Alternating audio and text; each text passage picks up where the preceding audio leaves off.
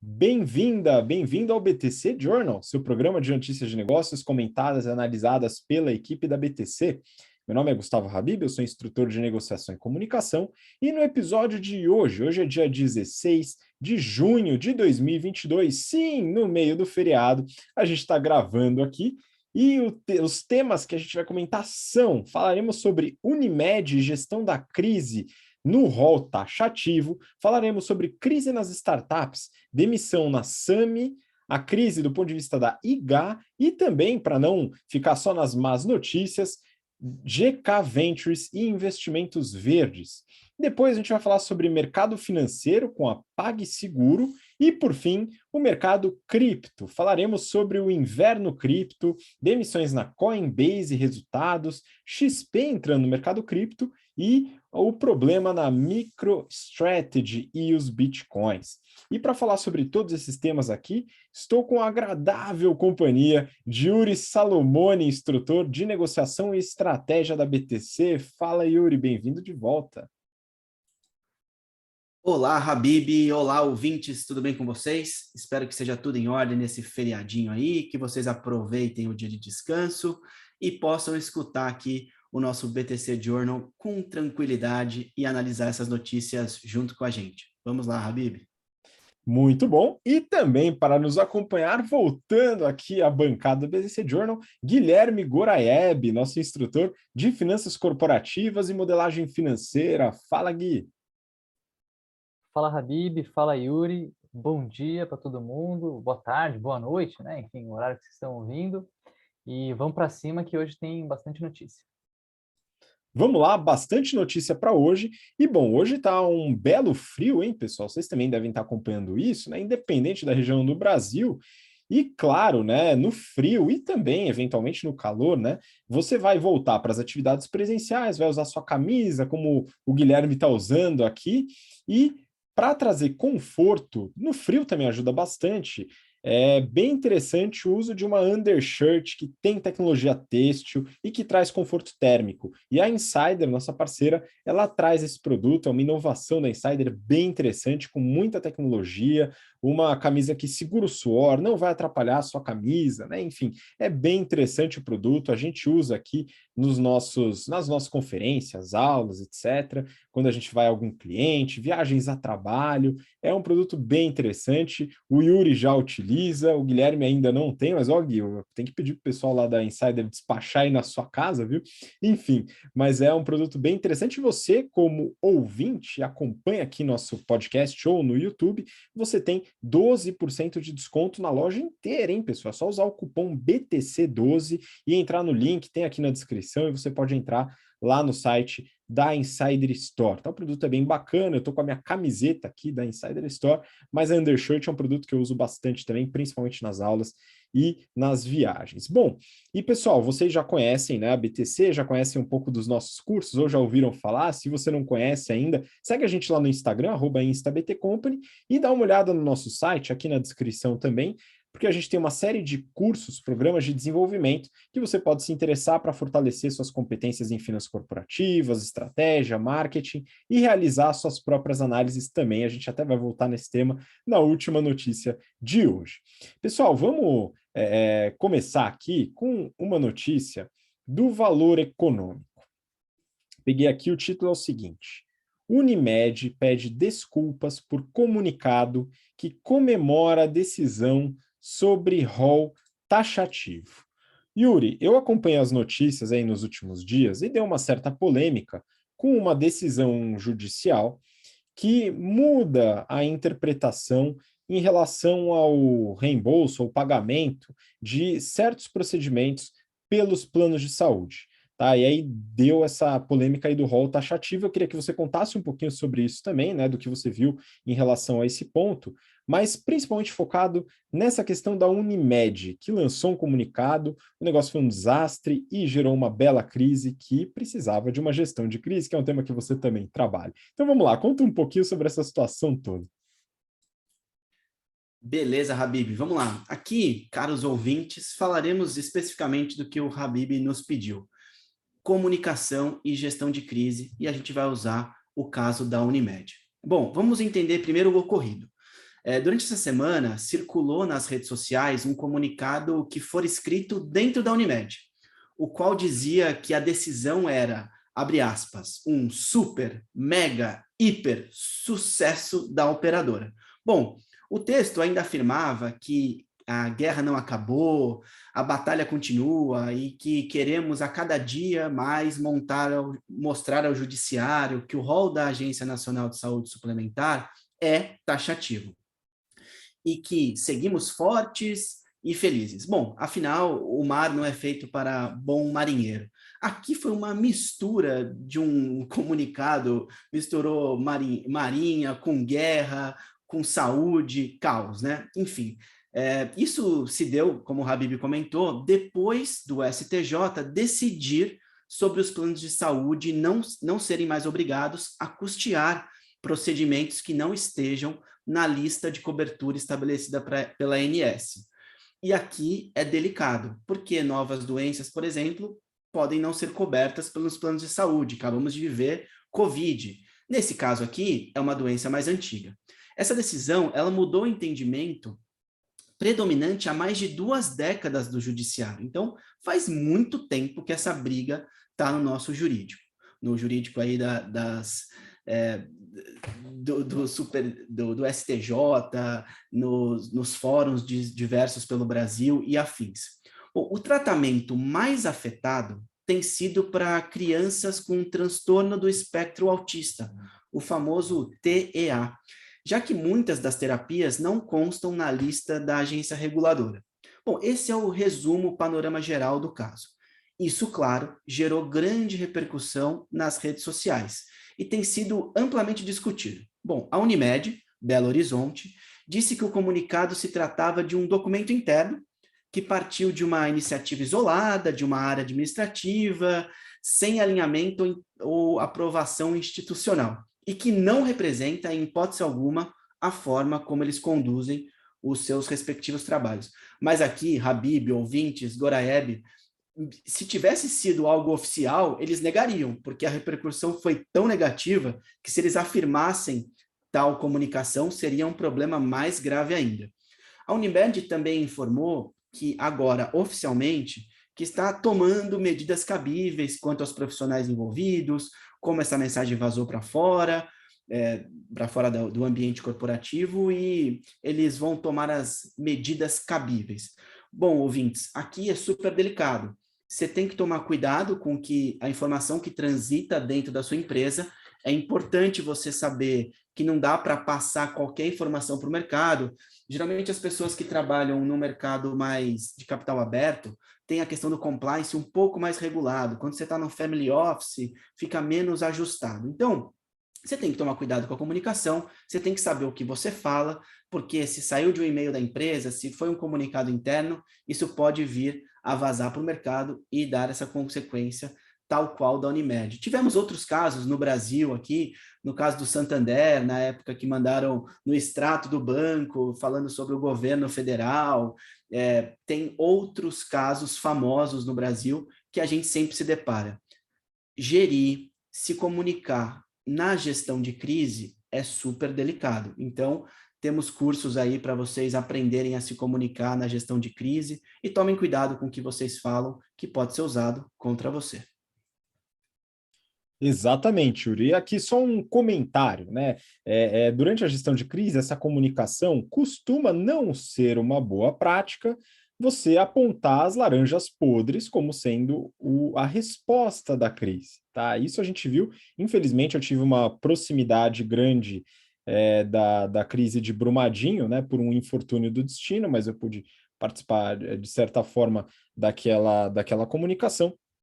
E ali a gente observou um grande erro, né? Quando a Vale, na época, atribuiu a responsabilidade aos engenheiros da obra de Brumadinho, se isolando, se eximindo da responsabilidade corporativa, né? Então, pessoal, para entender gestão de crise, comunicação, a gente lá no General Business Program trabalhamos exemplos e casos dentro da disciplina de negociação e gestão de conflitos, tá? Não é um tema elementar, a gente vê grandes empresas e executivos muito experientes errando feio em determinadas gestões de crise. Então, a gente tem que dar bastante atenção para esse ponto, né? E aqui foi um comunicado que foi vazado, né? Teve essa repercussão e a empresa deve gerir essa crise e ter uma estratégia para tal. Vamos acompanhar, ver como que a Unimed vai realmente lidar com esse problema, viu, pessoal? Agora vamos seguir para as próximas notícias, e aqui a gente entra em uma temática aqui do nosso BTC Journal de hoje, que é a crise nas startups, né? Então vou começar com essa notícia do Brasil Journal. Sami demite 15% para conter queima de caixa. Gui, eu queria entender um pouco melhor, né, o contexto da Sami nessa demissão, tá? Se você puder esclarecer para a gente, porque, pelo que eu me lembro, não é a primeira startup que faz demissão em massa, hein? Pois é, Habib, não tá fácil para quem acompanha esse mercado mais de perto. Tem site de acompanhamento de layoff agora, né? Se você digitar aí layoff no Google, você vai ver site que pega ali todas as empresas, quantas empresas fizeram layoff por mês, quais são essas empresas, tem até o link com a tabela, né, a planilha com o nome dos funcionários, o LinkedIn da galera. É uma prática, enfim, até meio questionável, né? Porque a galera, assim, por um lado, ajuda a se recolocar, por outro, acho que deve ser meio esquisito, assim, você tá nessa lista, sabe? Mas, enfim, acho que tudo é feito, imagino, com um bom coração ali para ajudar a galera a se recolocar, né? Mas faz parte do risco de estar numa empresa que queima caixa, né? Do risco das startups. Então, acho que cabe a gente entender um pouquinho o porquê que isso está acontecendo, né? Por que parece algo mais sistêmico? Por que a Sami não é um caso isolado, né? E aí vale a gente lembrar do que está acontecendo no mundo, né? Um contexto mais macro. Inclusive tem um vídeo do Renato, se não me engano, foi de ontem, que ele explora isso bem mais com mais profundidade do que eu vou explorar aqui com vocês. Mas o que está acontecendo, né? A gente tem uma inflação muito alta em diferentes lugares do mundo. O Brasil está com inflação acima de 12%, os Estados Unidos está com inflação de 8,6%, que é a maior inflação em 40 anos, a zona do euro está com inflação acima de 8%, e a resposta dos bancos centrais para essa inflação é aumentar o custo do dinheiro, aumentar os juros. Aumentar os juros é para estimular a galera a poupar, e quando eu poupo, eu deixo de gastar. Então, isso tende a reduzir a demanda, o que é um ponto negativo para essas empresas que estão buscando crescimento acelerado, né, que estão querendo vender cada vez mais. E aí, junto a isso, a gente tem a alocação de recursos, né? Os investidores estão preferindo colocar dinheiro para render. A gente pega a Selic subiu ontem, né, para 13,25. Então, cara, por que eu vou investir numa empresa se eu posso deixar meu dinheiro super seguro ali com o dono da máquina de imprimir dinheiro para ganhar 13, 14, 15% ao ano se eu pego um título pré-fixado, né? Então, o balanço de risco mudou. E isso mudou radicalmente o sentimento dos fundos.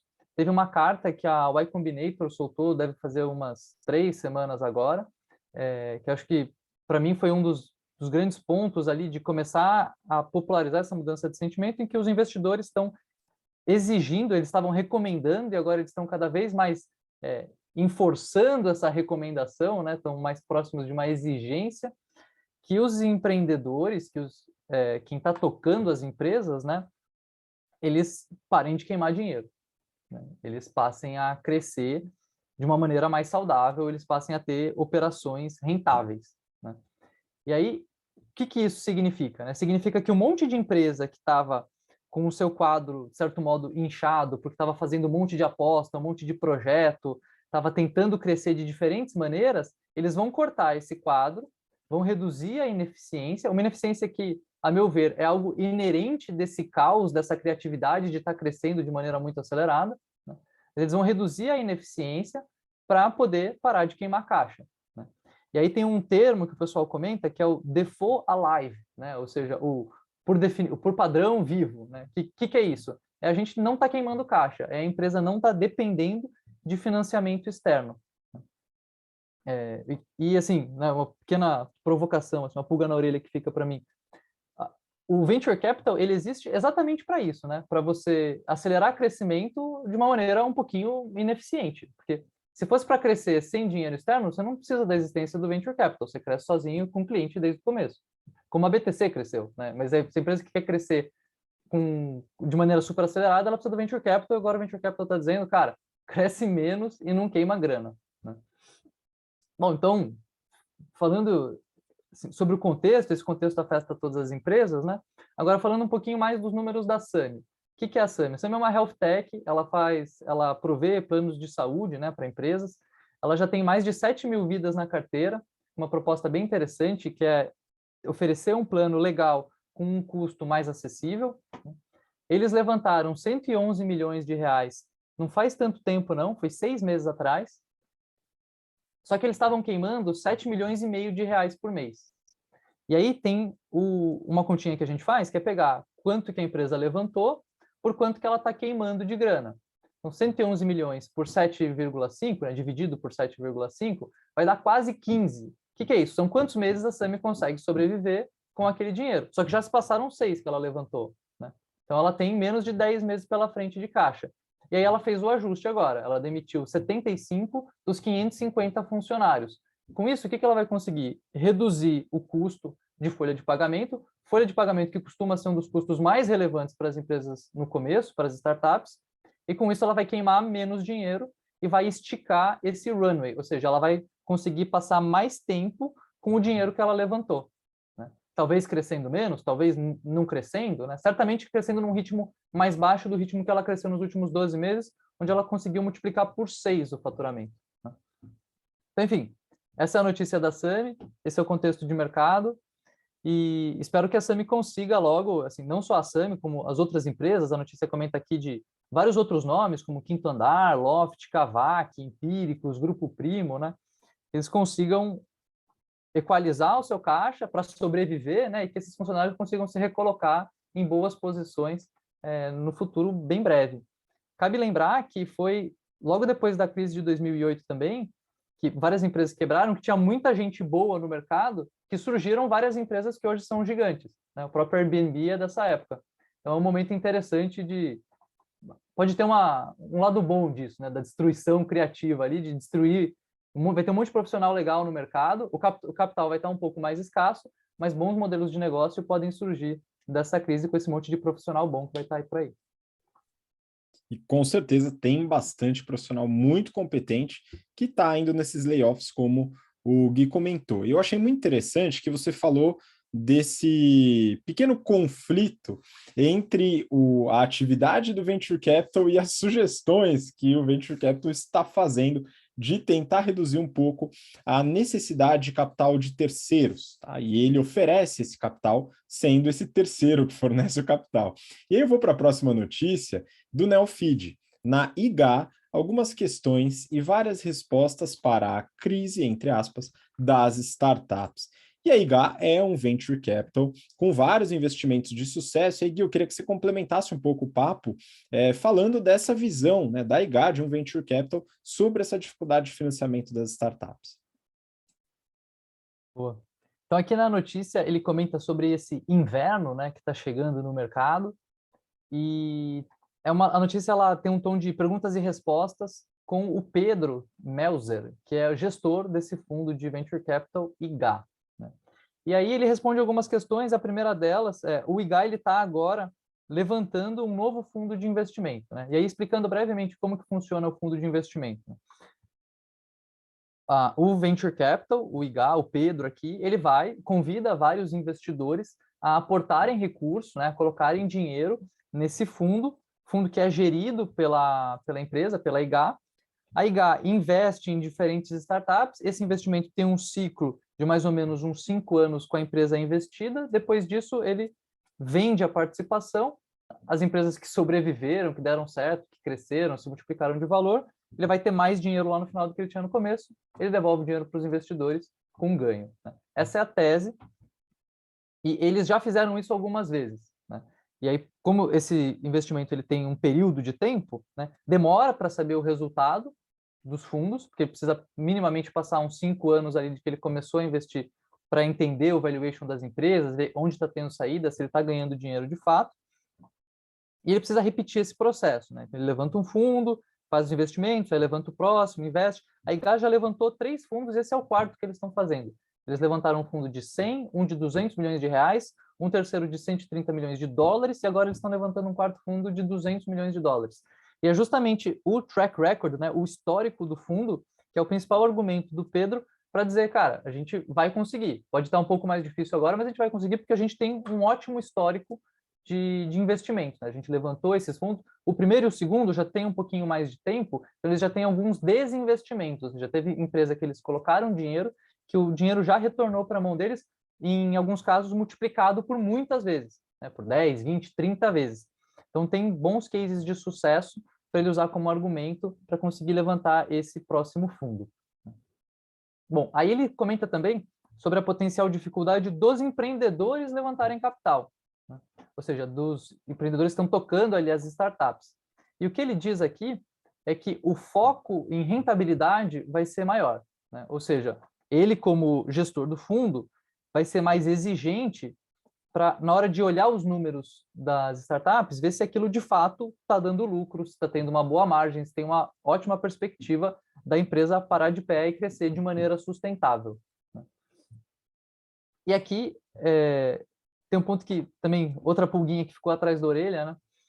Eu estava lembrando de uma notícia recente do Adam Neumann, né, que é o fundador do WeWork. Ele já saiu da operação do WeWork. O WeWork, que é aquele super case de empresa gigante que dá prejuízo para todo mundo que investiu no WeWork, né? Talvez quem entrou no começo pegou subindo, conseguiu ganhar algum dinheiro, mas o SoftBank, que é um dos principais fundos de venture capital do mundo, né, ele perdeu uma bela grana lá no WeWork. E cara, tem algumas coisas estranhas ali com o Neumann, né? Porque ele tinha alguns casos que vieram à mídia. Eu lembro da gente comentar isso aqui no próprio BTC Journal, de vocês comentarem, né? Eu não cheguei a comentar essas notícias, não participei na época, mas em que o Adam Neumann, ele tinha imóveis próprios que ele alugava para o WeWork, que ele era o CEO, e numa condição que era muito boa para ele, pessoa física, e não tão boa para o WeWork como empresa. Assim, tinha um claro conflito de interesse, né? Mas, aparentemente, essa questão ética não é algo tão relevante assim na indústria de venture capital, não era até pouco tempo atrás, porque ele levantou 70 milhões de dólares tem um mês, não tem nem um mês, né, para a nova startup dele. Então, assim, acho curioso que rentabilidade é super relevante, mas tem negócio meio estranho saindo também, né? Tem negócio com um fundador minimamente, assim, eticamente questionável, eu diria, né?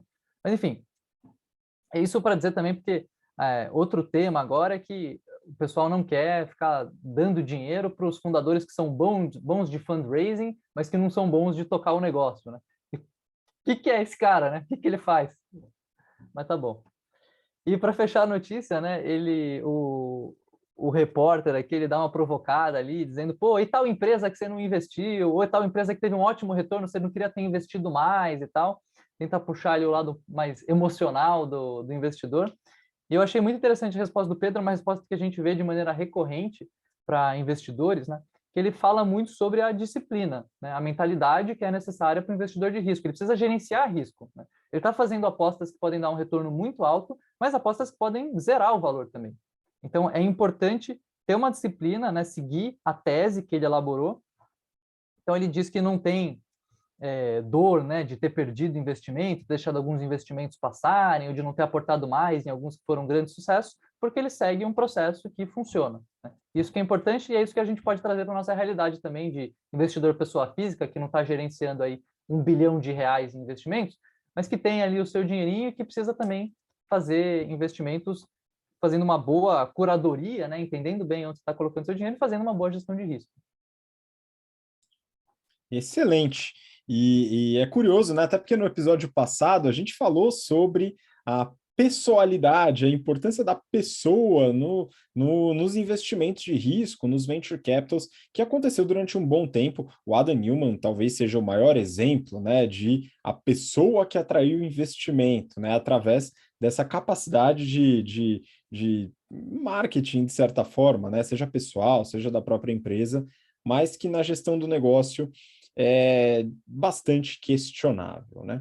Mas como nem tudo é desgraça, eu peguei uma outra notícia do Neofeed e o título é: a GK Ventures investe 30 milhões de reais nos negócios verdes, literalmente aqui entre parênteses. E é o seguinte, eu queria entender um pouco melhor sobre esse investimento verde, porque eu vou te confessar uma coisa. Depois das análises do Yuri nos últimos episódios, falando sobre greenwashing, tá? Eu fico com medo dessa palavra verde. Então a gente tem que saber se isso é de fato verde ou se é mais um caso de greenwashing. Então explica um pouquinho mais sobre esse investimento aí da GK Ventures. Boa. É o nome da empresa, né? Negócios Verdes. Você pensa, será que é trambique esse negócio ou é verde mesmo, né? Eles estão ajudando, esse SG é só no nome ou é de verdade? Bom, a matéria ela fala aqui sobre esse investimento que foi feito pela GK Ventures, foi fundada pelo Eduardo Mufarrege. Eles estão investindo 30 milhões de reais na Negócios Verdes, que é uma empresa nova que está nascendo da junção da Rolf do Brasil e da Sul Minas. Ambas são empresas especializadas em reaproveitamento de resíduo das indústrias de siderurgia e mineração. Então, a gente tem dois skills complementares aqui, né? Cada uma tem um produto diferente, elas estão se juntando para receber esse investimento. Uma das soluções está na indústria de siderurgia, né? Indústria de siderurgia que gerou 75 milhões de toneladas de gases de efeito estufa em 2019, com a produção de metais e minerais, o que equivale a 3,4% das emissões daquele ano. A ideia é reduzir esses números através da descarbonização dos processos produtivos. Um dos caminhos que a Negócios Verdes tem para resolver esse problema é tratar os resíduos, um dos resíduos obtidos na produção de aço, né? Um resíduo que chama a escória de aciaria. Tem a menor ideia se estou pronunciando corretamente, se é assim que fala, né? Escória de aciaria. É um resíduo obtido a partir da produção do aço e que é armazenado em pilhas nas grandes empresas. E eles têm uma técnica que transforma esse resíduo em alguns subprodutos que podem ser revendidos, né?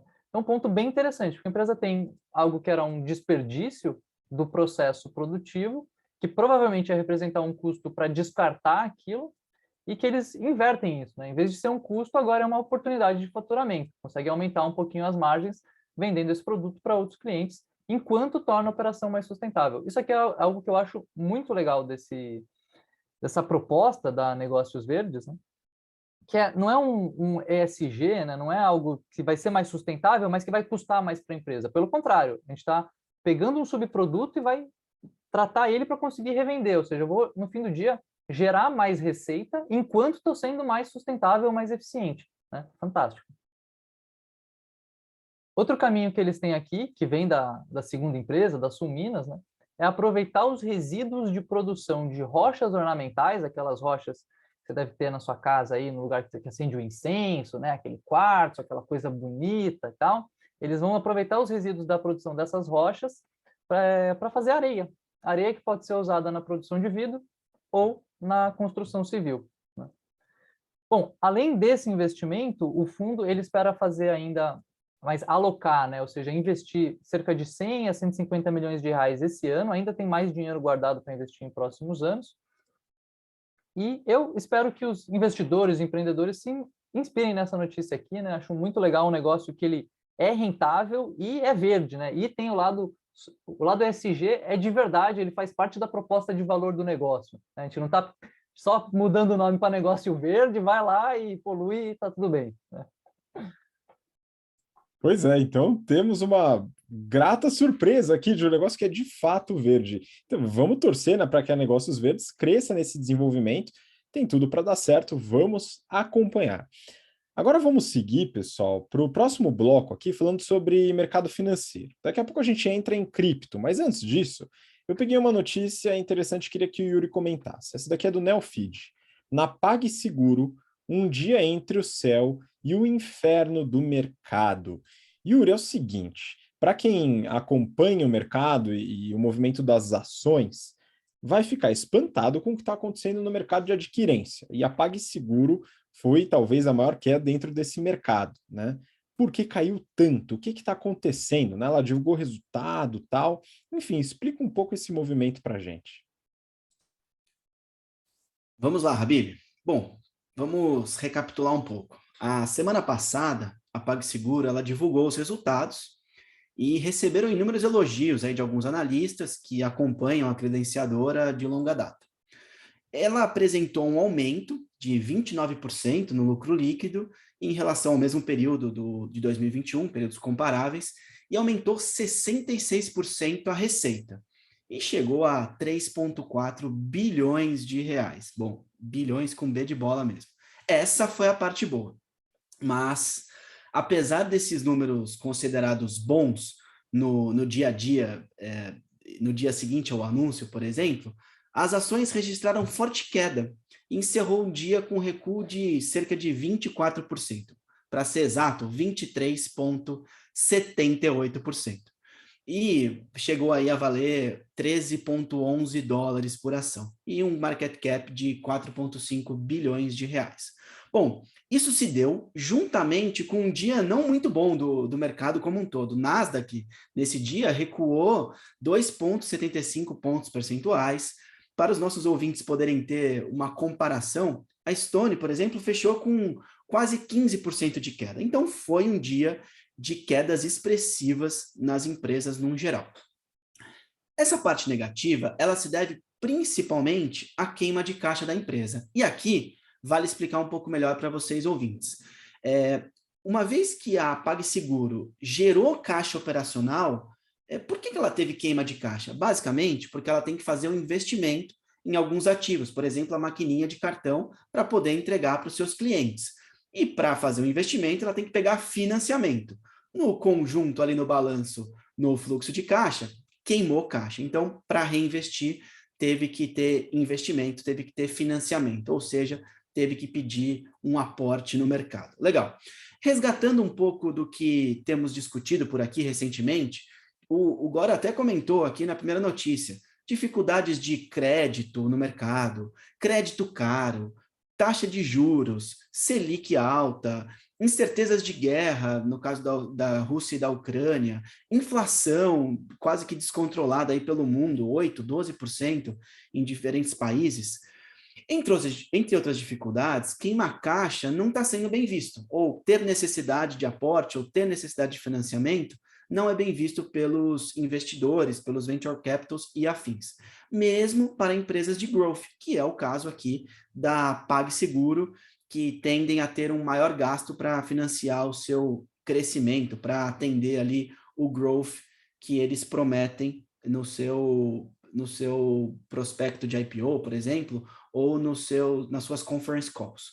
Bom, o mercado de adquirência ele é muito competitivo e ele cresceu demais nos últimos anos, depois da quebra do duopólio aqui no Brasil entre Cielo, com a VisaNet, e a Rede, com a Redecard. Quando quebrou esse duopólio, entraram inúmeras empresas, como a PagSeguro e Stone, por exemplo. Eu vou destacar aqui, Habib, Goraeb e alguns ouvintes, a linha de custos que realmente aumentou, e foi a compra de maquininhas para recompor os seus estoques. E aí, afetados pela falta dos semicondutores, virou uma crise considerável. O investimento aumentou 2 vezes acima da média trimestral de 2021. Mas aí vai a crítica, né? Que eu sempre gosto de dar alfinetada aqui no mercado. Quando a gente pensa no modelo, qual é o diferencial da PagSeguro? Você rompeu o duopólio da Cielo e da Rede, muito bom. Mas o que você está entregando de diferente? O mercado de adquirência vai ser uma eterna briga de taxas? Quem consegue a melhor taxa vai levar a share do mercado? Bom, tomara que o consumidor usufrua dessa briga, dessa competição entre as partes do mercado. Mas tem que ser mais disruptivo, tem que entregar algo diferente para o cliente, não só uma taxa. Aí, Habib, eu não sei se em vez do Michel Teló contratar outro artista, fazer propaganda na internet, fazer propaganda na televisão, propagandas em rede nacional e redes nacionais são muito caras, a gente sabe disso, que são milhões, é um problema para a empresa, para ela crescer e ter que investir tanto assim. Então, caros ouvintes, vemos aqui que o mercado está diminuindo um pouco a aceitação do risco para financiar projetos grandes como esse. E, de qualquer forma, o Pedro Ludek, um analista do Itaú BBA, e outros analistas renomados como o William Barrajard e o Matheus Raffaelli, eles mantiveram as suas avaliações em relação ao desempenho da PagSeguro. vendo que a reação do mercado foi exagerada. Eles ainda acreditam que a ação deve voltar. Só saberemos acompanhando as notícias das próximas semanas e as ações no mercado para ver se vai crescer ou não, Habib. É isso aí, Yuri. É importante, né, a gente fazer essa análise. A gente fala muito da geração de caixa operacional e a PagSeguro fez a sua lição de casa, né? Gerou bastante caixa operacional, estruturalmente e financeiramente interessante esse resultado. Mas o que o mercado observou é, bom, vai precisar de muito investimento para poder conseguir ganhar esse share que o Yuri acabou de falar, né? Até porque está difícil mostrar algum diferencial. E para isso vai precisar de mais do que esse caixa gerado nas operações. E aí a gente entra nesse pequeno problema, né? Mas alguns analistas já viram, né? Poxa, mas tá indo bem, né? Tá indo bem, vamos continuar acompanhando, né? E a gente vai seguir, mas são empresas que em resultados financeiros desempenham muito bem há muito tempo, mas esse é um problema estratégico, e o Yuri levantou isso muito bem. As empresas precisam desenvolver algum tipo de diferencial, e particularmente, eu acho que nenhum cantora sertanejos vão cobrir esse diferencial, viu, Yuri? Vai precisar de alguma outra coisa ali no produto, né, na oferta, nos nossos famosos 4Ps ali, além da promoção, para ter um diferencial. Mas vamos seguir agora, pessoal. O assunto muda um pouquinho, a gente continua no mercado financeiro, mas vamos falar do que realmente movimentou essa semana, que foi o mercado cripto. E aí eu peguei uma notícia do Neofeed. No inverno cripto, entre aspas, demissões, suspensões e perdas de US$ 1 trilhão. Vamos lá, pessoal, é o seguinte. Para quem é fã da série Game of Thrones, como eu, e claro, se decepcionou com aquele final lastimável, já ouviu a expressão The Winter is Coming, ou O Inverno está chegando, que era basicamente o apocalipse zumbi, nada muito maior do que isso. A reportagem, ela fala que isso é o que está acontecendo com o mercado de criptoativos. E a situação não é bonita, viu, pessoal? A cotação do Bitcoin, a principal criptomoeda, em relação ao dólar, caiu 30% no último mês e mais de 56% nos últimos 6 meses, hoje avaliado a US$ 21 mil. Claro que isso não é só com Bitcoin. O Ether, que é negociado na rede Ethereum, é a segunda criptomoeda mais negociada e também despencou. Só essa semana foram mais de US$ 1 bilhão em perdas nas criptomoedas como um todo. E como o título da reportagem fala, 1 tri em valor de mercado, que seria aí o quanto vale a criptomoeda, vezes a quantidade de criptomoedas, aí contando todas. Então, a perda de 1 tri em valor de mercado. Para piorar, a gente tem 3 casos dessa reportagem que eu acho que vale ressaltar. A Binance, que é a maior corretora do mundo de criptoativos, suspendeu saques na manhã do dia 14 de junho. Quem quisesse vender não poderia, olha que maravilha, né? Aqui a justificativa foi uma desculpa esfarrapada, na minha humilde opinião. Eles falaram que foi uma transação emperrada, um problema técnico. Ia consertar em meia hora, passou meia hora, não consertou, falaram que iam consertar em mais tempo. Eu lembro, pessoal, que um dia eu fui pegar um voo, eu estava em Recife e viria para São Paulo, e aí o voo atrasou e o pessoal falava lá, meia hora vai sair. E aí depois de meia hora vai sair. Pessoal, foi mais ou menos 6 horas de atraso até pegar um avião novo. E eu fiz essa viagem com um avião teco-teco e levei quase 7 horas de Recife para São Paulo. Mas enfim, voltando ao assunto da reportagem, o segundo caso, esse foi o primeiro, da Binance. O segundo caso foi da Celsius Network, que é um banco, entre aspas, de criptomoedas e uma das principais credoras desses ativos no mundo. Também suspendeu as negociações, mas aqui eles foram um pouco mais sinceros, viu? Eles falaram que a suspensão era por conta de volatilidade e para se proteger de eventuais problemas financeiros futuros. Para finalizar, a Coinbase, que é tema da próxima notícia. A situação ela não está bonita. A gente vai falar um pouco mais sobre agora. E a Coinbase, a gente consegue ter acesso a alguns números também. Eu vou pegar a notícia aqui, eu peguei do Valor Econômico. Coinbase anuncia demissão de 1.200 com piora no inverno cripto. Yuri, conta um pouquinho mais do que é a Coinbase, no que se baseia essa demissão também, entrando no inverno das demissões. Vamos lá, Habib, invernos das demissões. Agora gostei desse termo criado por ele aqui. Eu não sei se foi criado ou copiado agora, mas, cara, vou refletir sobre isso, porque de fato tá um caos, né? Bom, Coinbase Global Inc., ela anunciou na terça-feira que vai demitir 18% da força de trabalho dela. Em mais um sinal de piora do chamado inverno cripto, que varreu centenas de milhões no valor total de mercado aí das criptomoedas. Legal. Essa é a maior exchange de criptomoedas dos Estados Unidos. Está seguindo os passos de outras empresas do mundo cripto que recentemente também cortaram funcionários. A Gemini Trust, a Bicofi Inc., entre outras. Ambas aqui citaram a desaceleração prolongada do setor como razão para suas demissões. No último ano, eles contrataram cerca de 1.200 novos colaboradores para, vou chamar aqui, especular sobre criptomoedas. E agora pretendem demitir esse mesmo número. Ou seja, provavelmente eles devem ter tirado pessoas dos seus respectivos trabalhos que acreditaram no potencial da empresa, no potencial do negócio, e agora, 12 meses depois, vão ser demitidos.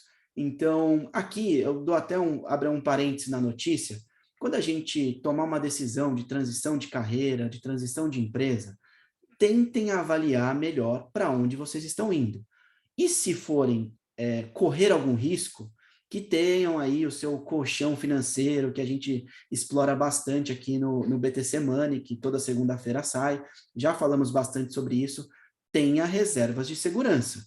Neste caso aqui da Coinbase, eles praticaram um negócio bem interessante, que eles vão pagar 3 meses e meio de salário dessas pessoas. Então, pelo menos eles vão respeitar ali 3 meses para poder se recolocar, 90 dias aí. Interessante. 90, 105 dias é um prazo para uma pessoa se recolocar interessante quando tem boa qualificação. Mas, poxa, tirar alguém de uma empresa, provavelmente pediu demissão, não teve os seus direitos ali, ou não teve toda a rescisão paga, e colocar num negócio de risco desse, tomem cuidado ao aceitar esse tipo de proposta. O Renato Aracaki, no BTC News da semana passada, até explorou isso na questão dos family offices, das empresas familiares, no caso do Roldão, que contratou um monte de executivo, não aceitou nada do que os executivos estavam propondo e 12 meses, 18 meses depois, demitiu todo mundo e voltou para baixo da pessoa que, enfim, tem um sobrenome Roldão, atacadista, para tomar conta da empresa. Então, mais uma transição de carreira que executivos tiveram problemas aí. Beleza. Hoje, a empresa conta com cerca de 6.200 colaboradores. 1.200 serão cortados, tenderão a ter 5.000 colaboradores. Vamos esperar a recuperação da criptomoeda para ver o que eles vão fazer com esses outros 5.000 colaboradores.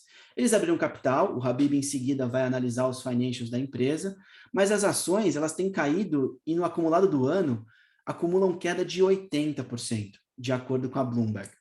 E fatos recentes que têm movimentado esse mercado, o colapso da stablecoin, da token Luna, e no início da semana, como o Habib comentou, o credor de criptomoedas congelou os saques por um erro sistêmico. Duvido que tenha erro sistêmico, Habib, eu concordo com você. Nessa hora é a questão da gestão de crise. Deu ruim, não vou deixar sacar. E aí eu omito a informação, minto em outra. É super delicado isso no mercado. Tomem cuidado para onde vocês vão, o que vocês querem para a sua carreira. O Goraieb aqui, inúmeras vezes no nosso BTC Journal, defende isso. Tem que ver se o seu propósito está alinhado com o da empresa, se a sua visão de mundo está alinhado com a empresa, para você não entrar num greenwashing, para você não entrar num capital de risco de criptomoeda. Eu não estou falando aqui que criptomoedas são ruins, que é bom ou sei lá o quê. Só estou dizendo para você tomar cuidado com a sua decisão. As consequências podem ser gravíssimas ou excepcionais, né, Habib? Pois é, eu acho que tem um ponto que você levantou que é muito importante, e o Guilherme também, em relação à gestão do risco, isso vale para a carreira. Se você tem uma carreira estável, numa empresa já perene, geradora de caixa, etc., e recebeu uma proposta para ir para uma empresa com alto risco, independente de acreditar ou não no modelo de negócio, etc., isso deve ser valorizado de alguma forma, tá? Então, cuidado para não cair na ladainha, eventualmente, do propósito, cultura, e aceitar uma remuneração baixa para ir para um local de risco. Se você tem uma remuneração X e você recebe uma proposta para uma empresa de alto crescimento, que queima caixa, que tem um alto risco, o mínimo que a gente espera é que você seja remunerado por esse risco, tá? Então tomem cuidado com essas decisões de carreira. Não é um incentivo, um desincentivo, é um peso, né? Pesos e contrapesos do risco. Mas voltando aqui à Coinbase, Yuri, eu peguei o resultado do último trimestre, o primeiro trimestre de 2022. E ele faz uma comparação em relação a dezembro de 2021, então não é o ano anterior, é o trimestre anterior. A receita líquida foi de 1,1 bi de dólares contra 1,8, foi uma queda de 35% de receita de um trimestre para o outro, tá? Uma queda muito expressiva. E aí o que aconteceu? Eles saíram do lucro operacional de quase 1 bi para o prejuízo operacional de de mais de 550 milhões de dólares de prejuízo operacional. E é claro que isso resultou num prejuízo líquido aí de cerca de 430 milhões. Bom, então o negócio está complicado, né? Muito devido à queda dos criptoativos, mas olha só, eu dei uma olhada no balanço da empresa. A empresa, como, enfim, uma corretora, tá? Ela tem os valores dos clientes sob custódia, cerca de 10 bi dentro dos seus ativos, e, claro, o passivo de custódia dos clientes, 9,7, né? Então, beleza, está equilibrado. Em tese, ela tem muito dinheiro lá sendo gerenciado. Isso deveria contribuir para a geração de caixa operacional. Tá? Então, o cliente vai lá, deposita o dinheiro, entra no seu balanço, deveria contribuir. Como contribuiu em 2021, que eles tiveram uma geração de caixa de 3,4 bi. Aí você fala, nossa, mas a geração de caixa realmente é muito alta, a empresa faz muito dinheiro com seu modelo de negócio. Não, não é necessariamente isso. A gente tem que analisar com um outro ponto de vista quando falamos de bancos e de empresas que têm valores de investidor sob custódia, tá? Mas olha só, mesmo assim, nesse trimestre teve uma queima de caixa operacional. Por quê? Muito dinheiro saiu, né? Com as quedas das criptomoedas, muito dinheiro foi embora. E olha só, eles têm ativos em cripto 1,3 bi, valor em caixa 6,1 bi, e de dívida de longo prazo 3,3, quase 3,4 bi. O que isso quer dizer, no geral? Que eles têm muito dinheiro em caixa e eles poderiam arcar com as dívidas sem muito problema, tá? As dívidas de longo prazo. Ativo em cripto não tem tanto assim, contando a pujança financeira da empresa. Então, financeiramente a Coinbase está estável. Ela tem muito dinheiro em caixa, tem esse trabalho com o dinheiro do cliente que facilita bastante. Então, assim, se a gente fizer uma analogia meio tosca, tá? Mas o Nubank, que queimou dinheiro por muito tempo, né? Queimou muito caixa, não sei o quê, mas tinha muito dinheiro também dentro das suas contas, que são dos clientes, mas isso trabalha o caixa da empresa, tá? Então, é importante a gente fazer essa diferenciação com uma empresa que tem a sua receita proveniente lá das operações e não lida com o dinheiro do cliente dentro do seu balanço. Mas tem o problema do modelo de negócio. A Coinbase, ela existe com a missão de negociar criptoativos. Se tem a queda dos criptoativos, ela vai negociar menos. Então, não é que a empresa está financeiramente ruim ou desestruturada, é que o modelo de negócio está completamente ligado à pujança do mercado de criptoativos. Então, aqui a gente tem uma empresa financeiramente bem estruturada, com bastante dinheiro em caixa, tal, cujo modelo de negócio pode sofrer muito e trazer problemas futuros. Então, a Coinbase não vai quebrar, não se preocupem, pelo menos não no curto prazo, beleza? Tem bastante dinheiro em caixa, consegue arcar com suas dívidas de longo prazo, porém o modelo de negócio pode ser um problema no longo prazo e isso talvez explique um pouco dessa queda expressiva das ações que aconteceu recentemente. Vamos para a próxima notícia, pessoal. Valor econômico. XP inicia negociação de Bitcoin e Ether dentro do aplicativo em julho. Então, olha só, no meio do inverno cripto, a XP está investindo nesse mercado. O que você achou disso, Gui? Vamos lá. Boa, vamos lá. Eu acho que queria até fazer um disclaimer antes aí. Eu vi ontem um argumento de, pô, a cripto caiu, o Bitcoin estava 60, agora está 20, caiu para caramba, não vale nada. E, tipo, todas as criptos, por consequência, não valem nada. Mas, pô, pega a ação do Magazine Luiza. Caiu de 27 para 2, então nenhuma ação vale nada. Pô, não é um argumento razoável, né? O negócio vai cair, vai subir, tem um risco grande ali. É bom a gente prestar atenção nisso, né? O que a XP está fazendo aqui? Eles têm ali um comentário do Lucas Amaral, diretor de produtos financeiros, que eles perceberam que após uma pesquisa interna, 50% dos seus clientes já estavam expostos às criptomoedas, criptoativos de alguma maneira, e 88% dos clientes queria estar exposto a isso, estava topando fazer isso via XP. Então, eles resolveram fazer uma parceria com a Xstage, que vai permitir que os clientes negociem Bitcoin e Ethereum pela própria plataforma da XP. Bom, para isso eles vão precisar fazer uma conta separada, né? E a XP disse que vai suprir os clientes quanto à liquidez e preço de mercado dos ativos. No começo só começa é bom, né? No começo a operação só vai ter Bitcoin e Ethereum, mas a ideia deles é adicionar pelo menos 8 criptoativos até o final do ano e possivelmente NFTs também para serem negociadas na plataforma. Essa é uma notícia que segue uma notícia anterior, onde BTG e Nubank também falavam da sua intenção de oferecer esse tipo de serviço de compra e venda de criptoativo nas plataformas. E aí, o que eu acho disso daqui, né, Habib? Cara, eu vejo como bons olhos, né? Para o cliente, vai facilitar a vida dele, afinal de contas, se eu quero investir em Bitcoin hoje, eu preciso abrir uma conta em outro lugar, a conta da XP não me atende, então eu vou lá abrir a conta na Binance, ou vou comprar direto Bitcoin e guardar isso num Ledger, né? A gente consegue guardar num dispositivo físico Bitcoin. Então, isso aqui vai facilitar para o investidor, para a pessoa física.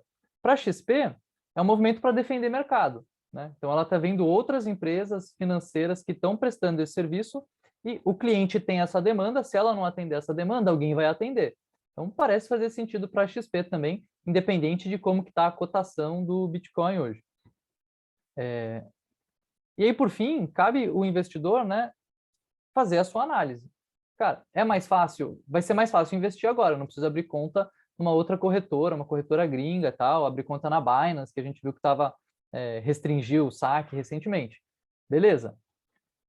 Talvez não seja o método mais seguro, mas certamente vai ser um método mais fácil do que os métodos que a gente tem hoje, como, por exemplo, abrir uma outra conta, né? Então, parece interessante, sem querer fazer nenhum julgamento de valor sobre as criptos, sobre o NFT, fica ainda a responsabilidade para o investidor de fazer uma boa diligência e ajustar o seu risco, ser disciplinado, como falou o fundador lá da IGA, o Pedro Meltzer. Investimento tem que ser disciplinado, menos emoção, e fazer uma boa análise antes de fazer os aportes, mas muito legal que a XP tenha essa iniciativa. Bom para quem é cliente da XP, tem mais uma opção de investimento na plataforma. Pois é, isso lembra a estratégia de hub, né? Muito usada hoje por empresas do mercado financeiro que tentam consolidar vários serviços na mesma plataforma, mas que ficou bastante popular com a Apple, né? Trazendo um monte de gente, serviços e produtos dentro dessa estratégia de você conseguir consolidar tudo dentro do mesmo ambiente, dentro do mesmo mundo ou da mesma empresa. Então, como prestação de serviço, também eu concordo com o Guilherme, acho interessante, e tem um aspecto de competição multiponto, que o Renato Aracaki fala bastante nas aulas de estratégia, que é justamente você conseguir trabalhar junto com seus, enfim, estar no mercado junto com os concorrentes, oferecendo serviços análogos e buscando o seu market share. Então, um ponto bem importante. E aí, pessoal, para finalizar, eu peguei uma notícia do Valor Econômico.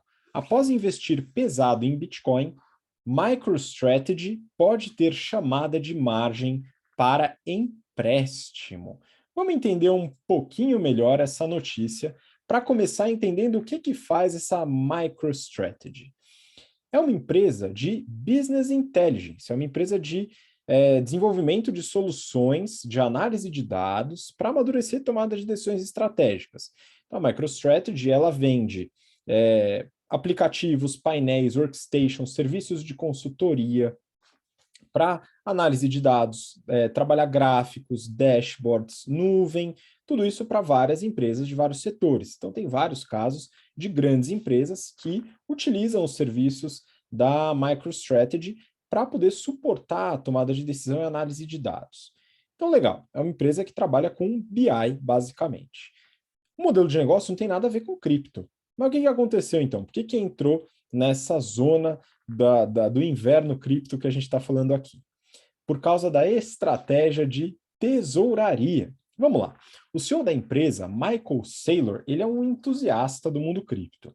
E ele trouxe a magnífica ideia de investir parte do caixa da empresa em cripto. A tesouraria da empresa é responsável pela gestão do caixa. Também lida com a operação dos empréstimos.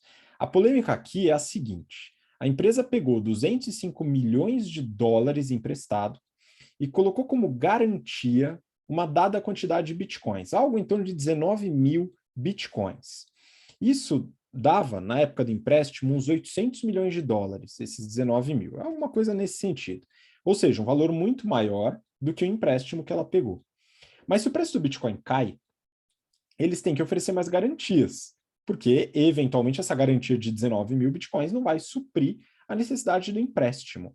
E aí entra no que eles chamam de chamada de margem, ou margin call, que seria a obrigação da empresa dispor de uma garantia adicional caso dê algum problema e não conseguir arcar com as obrigações com seus investidores. Isso é muito comum no Brasil e em todos os países, essa exigência por parte dos credores. O CFO da empresa, em maio, ele disse numa conferência que se o Bitcoin caísse para baixo de 21 mil dólares, eles teriam a chamada de margem. Isso apavorou o mercado essa semana, porque eles têm mais de 129 mil bitcoins na tesouraria da empresa e tem esse empréstimo. Só que o presidente, ele disse que não vai ter chamado de margem coisa nenhuma, porque eles têm caixa suficiente para bancar um empréstimo e não precisaria desse negócio. Enfim, vamos entender um pouco a dinâmica dessa situação toda.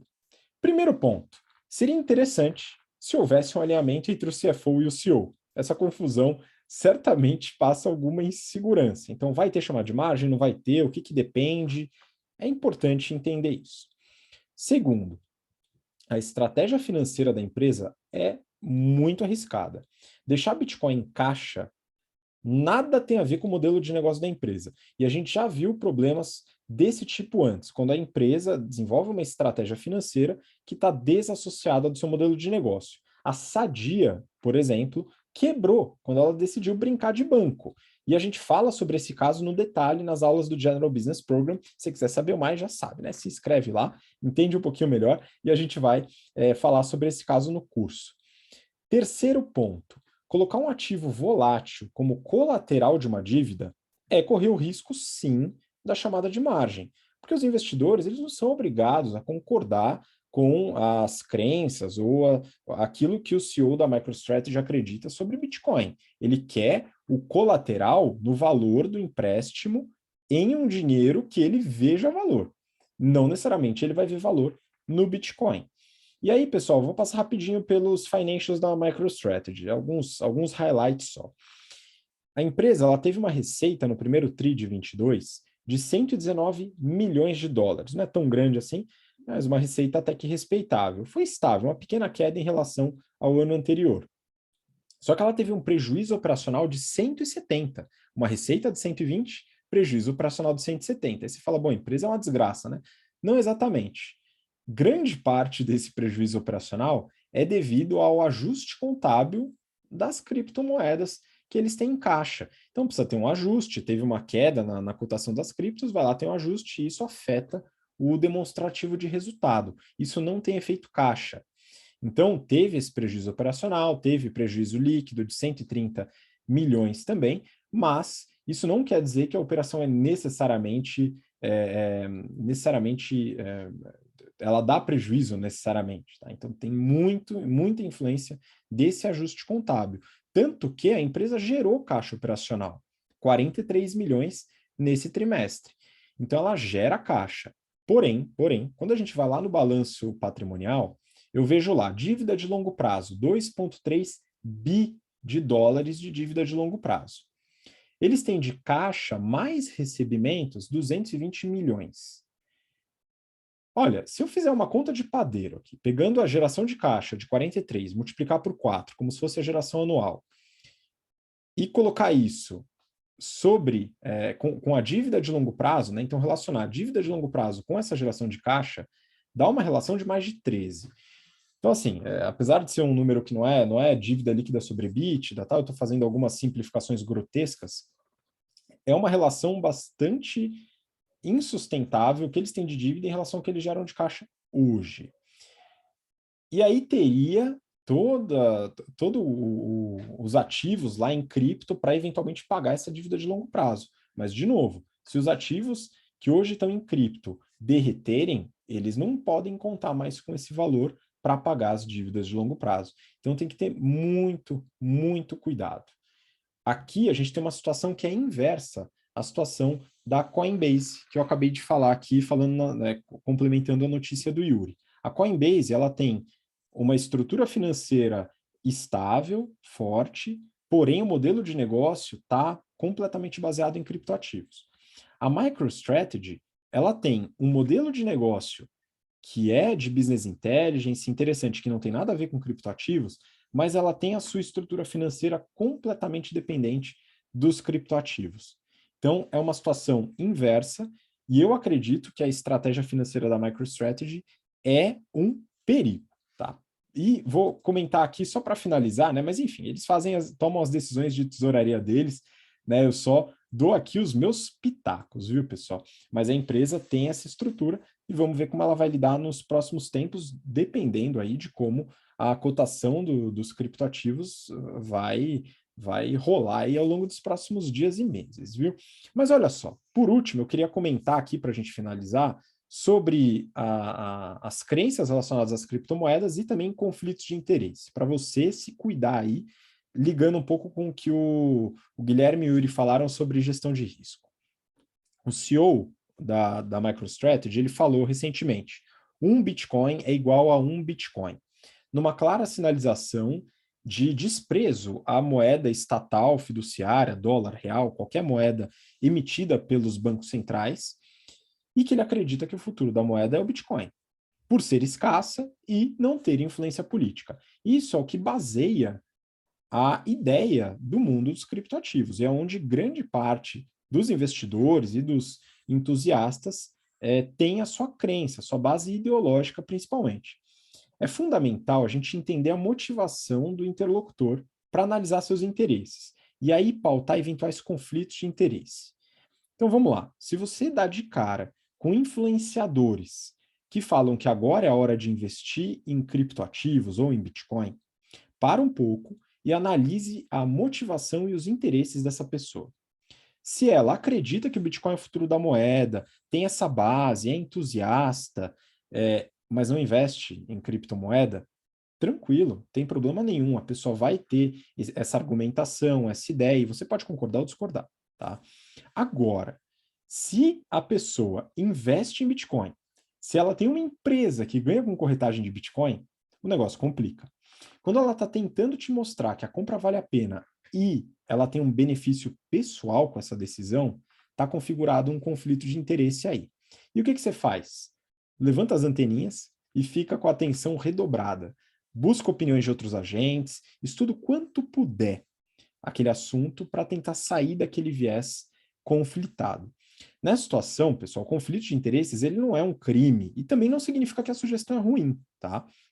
Ele mostra que pode haver um viés, fazendo com que a pessoa ignore ou privilegie argumentos, ressaltando aquela motivação inicial. Um dos motivos pelo qual a BTC existe é para que você possa tomar suas próprias decisões e realizar suas próprias análises de forma aprofundada, amadurecendo a tomada de decisão e fugindo de eventuais vieses. Isso exige, pessoal, bastante dedicação, mas pode ter certeza que o retorno compensa. Então, nas decisões sobre investimentos, sobre criptoativos, gestão de risco, a sugestão é: estudem bastante, façam uma boa análise, bem considerada, com argumentos de vários lados, estudem várias posições, para aí sim tomar uma decisão. Dá um trabalhinho, mas acredito que vale a pena. E com isso a gente finaliza o episódio de hoje. Então, eu queria agradecer a participação dos meus colegas aqui. Yuri, muito obrigado de novo. Obrigado, Habib, obrigado, Goraieb, obrigado a todos os nossos ouvintes. É um prazer estar aqui com vocês mais essa semana e bom feriado a todos e bom descanso. Valeu, Yuri. Gui, muito obrigado também de novo pela participação. Bom, gente, valeu. Queria aproveitar e mandar um abraço aqui para a turma 94. Estamos terminando o curso do GBP, segunda-feira, última aula de Business Modeling. A galera tá mandando bem lá, arrasando no Excel. E bora curtir um pouquinho o feriado agora. Valeu. Isso aí, pessoal, um bom descanso para você que puder descansar. Quem for trabalhar também, um bom trabalho aí no feriado. E agradeço de novo a sua participação até o final, aqui o interesse e a paciência. E a gente se vê na próxima semana aqui no BTC Journal. Um grande abraço, até lá. Tchau, tchau.